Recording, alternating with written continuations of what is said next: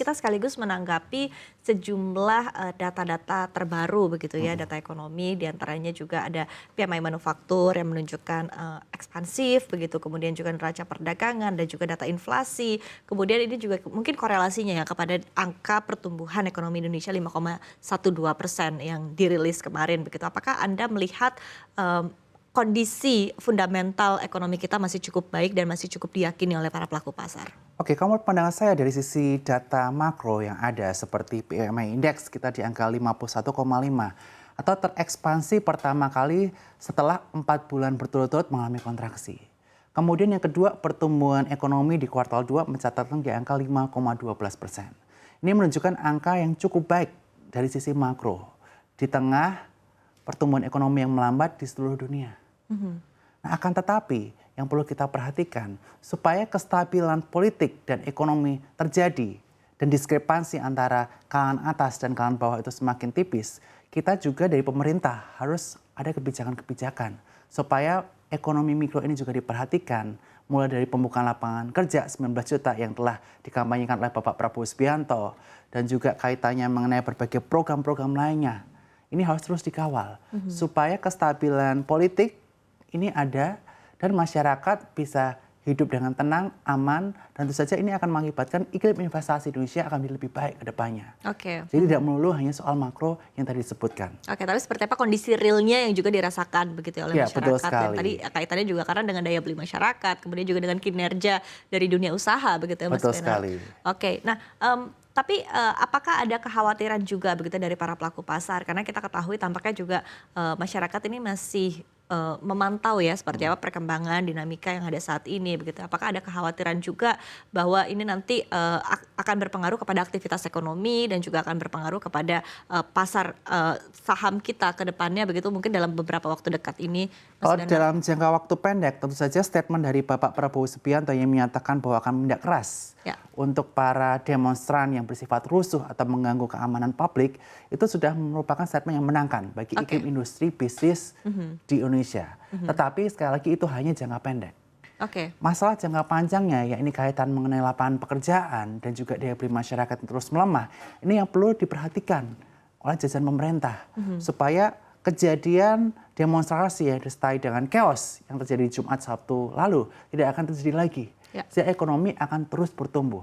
Dan ini semua butuh support tidak hanya dari pemerintah saja, Ya. tapi juga dari sisi para pebisnis dan juga investor. Ya. Di mana kita tidak hanya saja memikirkan mengenai profitabilitas perusahaan, tapi kita juga harus bagaimana memikirkan bagaimana setiap pekerja yang ada di perusahaan tersebut bisa mengalami kesejahteraan juga. Oke, oke, baik, itu poin penting dan juga sangat menarik begitu ya. Tapi mungkin ketika kita juga berbicara tantangan-tantangan yang dihadapi oleh dunia usaha saat ini, kemudian seperti apa tentunya langkah yang bisa dilakukan oleh dunia usaha ini agar bisa tadi seperti yang disampaikan oleh Mas Bernard begitu, tidak hanya fokus kepada profitabilitas saja, tapi juga seperti apa aspek-aspek tadi kesejahteraan para pekerja ini juga bisa difikirkan begitu ya, seperti apa begitu, apa yang menjadi tantangan utama dan apa langkah konkret dan langkah yang mungkin bisa diselesaikan begitu ya dan bisa diperbaiki ke depannya. Oke, langkah konkret yang tentu saja bisa dilakukan adalah tentu saja kita harus mengedepankan inovasi. Di setiap perusahaan kita harus terus melakukan inovasi, apalagi saat ini ada zaman mengenai AI. AI, digitalisasi itu harus terus dilakukan di perusahaan. Supaya tentu saja dari sisi proses perusahaan tersebut akan menjadi lebih efisien, lebih lean sehingga bisa meningkatkan profit margin. Dan tentu saja dari sisi pemerintah harus ada regulasi-regulasi yang mensupport bisnis. Jangan sampai regulasi-regulasi yang ada itu mengakibatkan bisnis itu menjadi kurang bisa growth secara maksimal. Oke. Sehingga berbagai stimulus maupun kebijakan dari pemerintah yang ada di masing-masing sektor itu sangat dibutuhkan sekali. Oke, baik. Apakah ada concern lain yang menjadi perhatian dari para pelaku pasar begitu mungkin menjelang semester kedua hingga akhir tahun nanti, atau memang masih cukup optimis begitu dengan kondisi yang ada? Kalau untuk semester 2 yang tentu saja yang kita perhatikan setelah jangka pendek kita bisa mengatasi masalah kaitan mengenai demonstrasi dan chaos ini adalah kaitan mengenai bagaimana suku bunga ini akan dieksekusi Oke. oleh the Fed.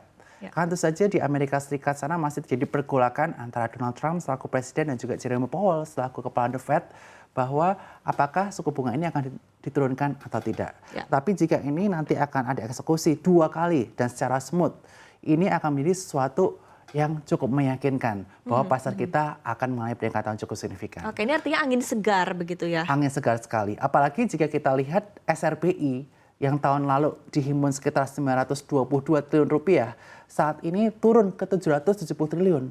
Artinya ada penurunan sekitar 150 triliun rupiah. Ya.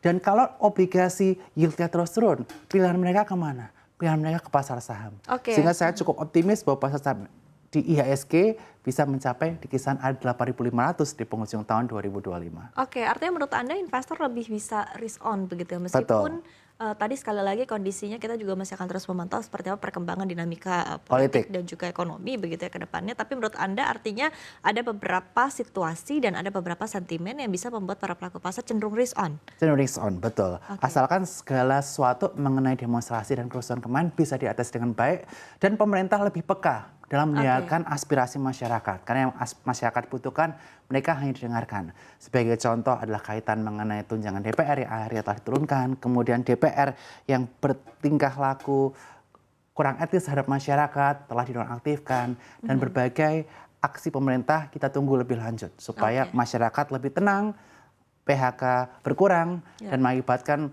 daya beli masyarakat mereka bisa naik lagi. Oke, mungkin strategi-strategi yang bisa Anda share juga untuk para pelaku pasar begitu ya. Tadi sekali lagi memang kita masih terus memantau dinamika yang ada saat ini begitu. Tapi mungkin strategi jangka pendek, jangka menengah dan juga jangka panjang yang bisa mungkin bisa diterapkan dan juga mungkin bisa menjadi inspirasi untuk para pelaku pasar kita seperti apa? Oke, strategi kita tentu saja di kala market koreksi kita sebaiknya bisa melakukan play on weakness, terutama saham-saham yang bervaluasi cukup murah dan secara fundamental cukup solid. Sebagai contoh ada sektor perbankan, ada BBRI, dan juga yang kedua tentu saja kita jangan lupa sektor teknologi. Dikala ada cut rate, teknologi ini menjadi sektor yang sangat seksi, tapi jangan lupa sektor teknologi yang memiliki valuasi murah dan terus ada growing dari sisi earning per share-nya. Dan jangan sampai dia tidak mencetak laba. Salah satu yang menarik adalah MTech. Dan yang selanjutnya untuk saham-saham alfa di portofolio teman-teman sekalian, kita bisa melihat saham konglomerasi seperti Raja Ratu yang sudah di area support kuat. Sehingga tentu saja 3 sektor tadi bisa menjadi pilihan menarik buat para investor. Oke, mungkin untuk pembagiannya begitu untuk sektor-sektor lain juga mungkin sektor perbankan seperti apa, sektor energi, mungkin juga konsumsi akan seperti apa menurut Anda? Kalau untuk sektor-sektornya di portofolio kita, mungkin kita bisa put 60% sektor defensif.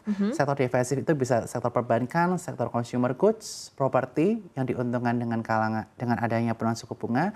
Dan 40% ini bisa sektor yang lebih cyclical atau agresif. 40% sektor yang agresif atau cyclical itu bisa kita taruh di sektor teknologi maupun sektor konglomerasi yang majority berasal dari sektor pertambangan.